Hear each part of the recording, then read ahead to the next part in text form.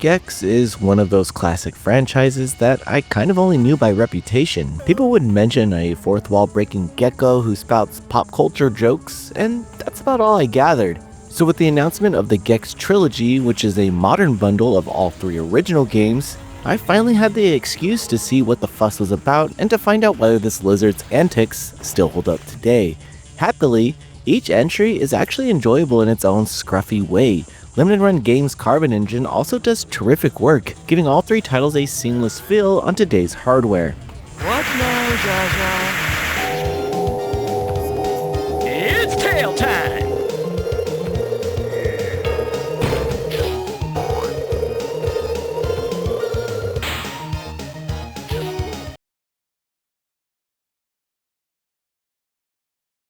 When it comes to the Gex Trilogy, the second and third game went full 3D, where the first game was 2D side-scrolling. The story, which is spelled out in the game's manual, surprised me with its detail. You see, Gex has just been thrown into the media dimension by Rez, a villain who wants a new TV mascot. The manual even talks about Gex's family, adding a bit of heart to the character I assumed would be nothing but snappy one-liners. At its core, Gex plays like a classic mid-90s platformer, though a few twists set it apart. Escaping the media dimension means hunting remote controls hidden across sprawling stages. Remotes open new levels and worlds, so progressions depend on curiosity instead of just forcing you to go from one end of the stage to the other. Stages branch in several directions, and every turn highlights Gex's specific talents. He climbs walls, gathers power-ups with his tongue, and uses his tail to whip-smack enemies, along with using it to bust up some terrain. The flow rewards gradual exploration. Remotes often set off the obvious paths, pits lurk in dark corners, and enemy placement can be downright sneaky. Add in some slippery movement where tiny nudges can send you sliding off the edge, and you end up with a frequent trial-and-error platformer. That sounds nasty, I know, but the level design stays memorable at least. Power-ups come in handy, temporary health boosts, invincibility, or projectile spit spices up the moment-to-moment action. Stage tools like trampolines double as blessings or curses, launching you forward or dumping you into hazards. Gex's climbing ability here also impresses me to an extent, as he can scamper left or right or straight into the background, then hop between planes at will. The feature actually slips in well with today's standards. Not everything lands though. The slippery handling never felt fully comfortable, partially because the game is short enough that you can finish it just at the start of mastering momentum. At least boss fights show competent mechanics, yet they do lack depth, so brute force wins most of the strategy. Still, as a debut, Gex delivers a sharp, distinctive 2D romp.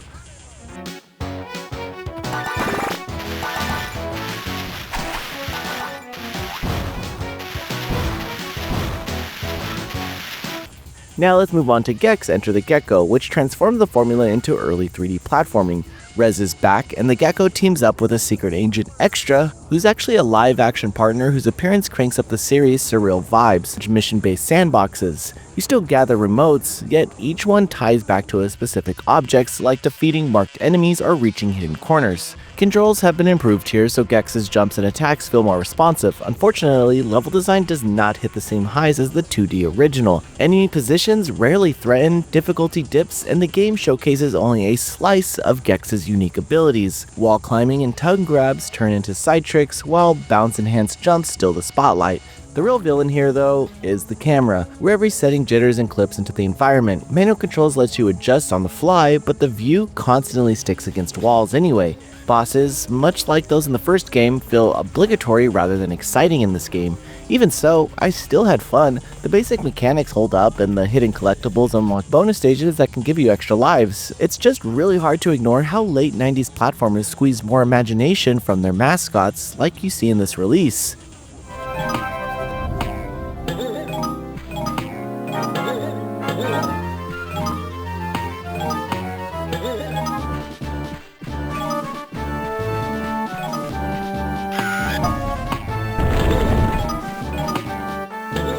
When it comes to the final entry in this collection, Gex 3 Deep Cover Gecko sticks close to its predecessor, yet introduces vehicles like tanks, boards, and even a camel, and they actually control better than expected. Swimming here feels clumsy, though the hub world is larger and easier to navigate. Stage themes jump around with more flair, and the camera behaves a bit better, though not perfectly. Core objectives remain the same, such as grabbing remotes, finishing missions, and chasing secrets if you want maximum completion. I did not hit 100% in any of the 3 games, so there's a lot for completionists here because I felt like I put a lot of time into trying to collect everything. For standard runs, I did enjoy Deep Cover Gecko slightly more than Enter the Gecko thanks to smoother presentation, along with a large number of level variety and a hub that makes exploration straightforward.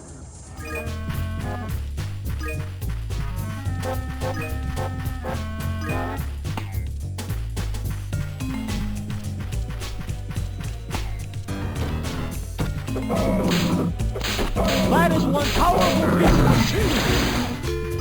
No matter which entry you're playing, Gex never stops talking. Dana Gauld's delivery hits plenty of punchlines, yet the script leans hard on 90s TV and movie references. This place is giving me the creeps.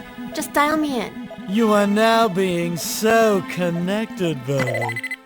I laughed more than I groaned, but players without nostalgia might find the chatter a little grating. If constant quips from the character make you twitch, consider this your warning. The new save state menu and rewind function dramatically cut down on time loss though. Toggle options include a CRT filter, custom borders, and screen size presets letting you tailor the vision to your taste. On the title screen you can explore a trove of extras like soundtracks, high-res art, vintage commercials, full manuals, prototype footage of the cancelled Gex Jr., and even a video interview with Dana Gould. The package celebrates late 90s gaming culture in an endearing and thorough way. Performance on the PC is nearly flawless. Switching games and loading saves feels instant and frame rate stays pretty solid. I ran into one crash which happened while browsing the extras menu, plus a brief texture pop-in during a single Gex 3 level, but these hiccups barely registered. And I can't speak for every platform, but Carbon Engine's preservation work looks pretty top tier.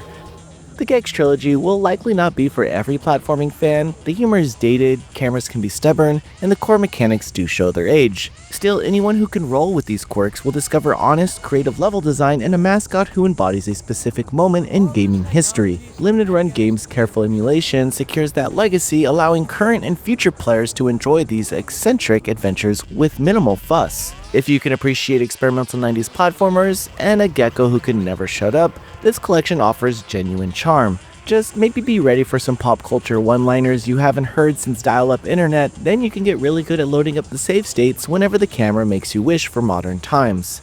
Noisy Pixel is giving the Gex Trilogy a 7.5 out of 10. Thanks for watching. This video is brought to you by our supporters on Patreon. Noisy Pixel is run by a group of gamers providing independent gaming coverage through news, reviews, previews, and more. Check out our Patreon to help support our continued growth, and subscribe to keep up with all our future content.